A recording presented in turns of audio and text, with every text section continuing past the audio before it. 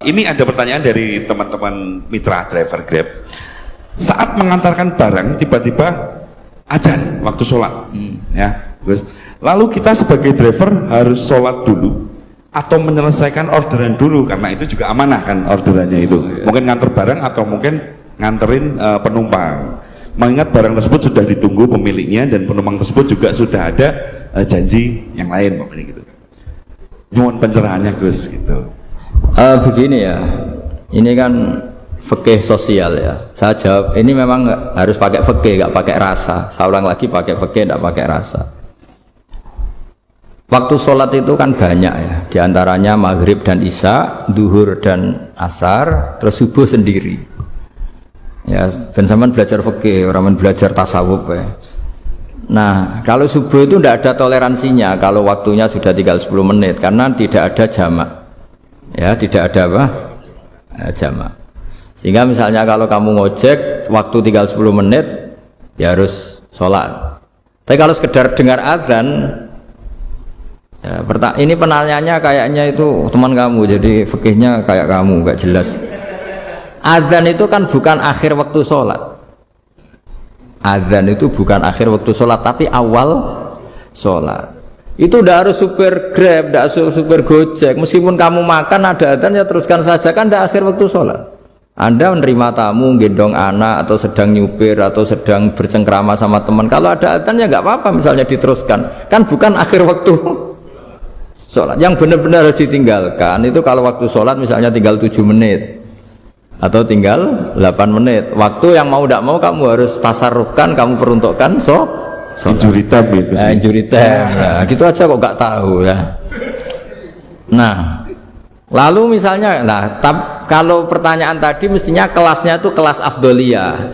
Utamanya gimana? Kalau wajibnya belum ada karena kan waktunya masih panjang. Jadi pertanyaannya bukan wajibnya tapi sebaiknya karena ini semuanya belum mendesak kan. Andai kan kamu teruskan nganter barang kan tidak ada jaminan waktunya habis. Padahal kalau kamu memaksa sholat, mungkin citra kamu sebagai supir Grab tidak baik karena dianggap mengabaikan konsumen. Nah, terus kedua menyangkut jarak. Oke, seperti itu. Nah, sekarang kalau pertanyaannya dibalik, makanya yang dibalik ini agak ribet. Waktu sholat tinggal 8 menit. Ada konsumen yang minta diantarkan saat itu. Dan acaranya ke mall happy-happy, maka fatwa kita sebagai ahli fikih ya tantang saja, saya mau sholat dulu, kalau nggak sabar ya silakan cari yang lain kalau acaranya ke mall. Tapi kalau acaranya kelahiran atau transfusi darah atau mau nganterin darah ke pasien yang sudah koma, maka kita langsung, karena ibadah sosial itu didahulukan mengalahkan ibadah yang haknya Allah. Karena Allah itu zat yang tidak butuh ibadah kalian. Tapi kalau pasien ini kalau nggak nang kesampaian darahnya mati misalnya. Jadi gamane Allah luwih apian lah gitu. Makanya masyhur kalau dalam fikih hak Allah sama hak adami ini dimenangkan hak adami. Tapi bukan karena Allah kita kalahkan. Allah tidak butuh itu semua. Gitu. Jadi dikalahkan tapi bukan karena kalah, justru karena tidak butuh.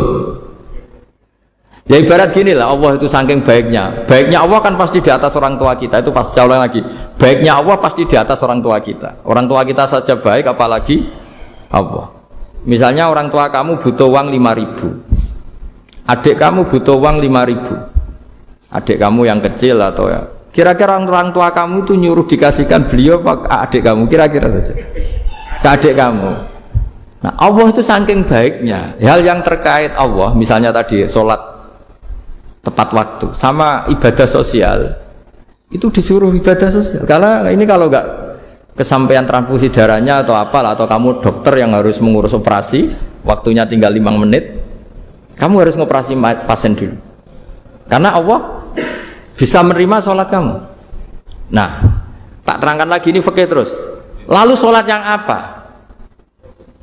Kalau sholat itu antara maghrib dan isya dan nanti yang terlambat itu maghrib, kita ngikuti ulama yang mengatakan jika ada darurat maka maghrib dan isya boleh dijamak meskipun tidak atas nama pergi. Kan jarak kamu kan tidak jarak masafatu qasrin. Artinya apa? Misalnya saya dokter, harus operasi, waktu saya tinggal 8 menit mau maghrib, ternyata harus ada operasi. Kalau saya nggak nangani, mati. Saya harus operasi. Dan nanti waktu saya maghrib habis itu tidak harus dikatakan qadha atau yang mengeluarkan maghrib dari waktunya. Bisa saja menurut ulama dianggap boleh dijamak takhir dengan isya, karena kondisinya masih waktu jam'in. Begitu juga zuhur dengan asar. Tapi kalau waktunya itu asar, tinggal 8 menit, kemudian harus ada operasi, ya kita operasi. Waktu asar kita mundur sampai maghrib, namanya qadha yang dimaafkan Allah. Ya namanya tetap qadha karena asar nggak bisa dijamak dengan maghrib.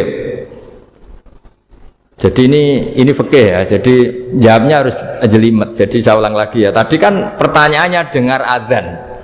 Kalau adzan kan waktunya masih panjang. Apalagi misalnya maghrib kan waktunya kan taruh saja ada waktu seperempat jam. Ternyata andekan kamu antar hanya butuh waktu 7 menit, kan nggak ngefek sama sekali. Saya nyanda. Nyanda. Gitu.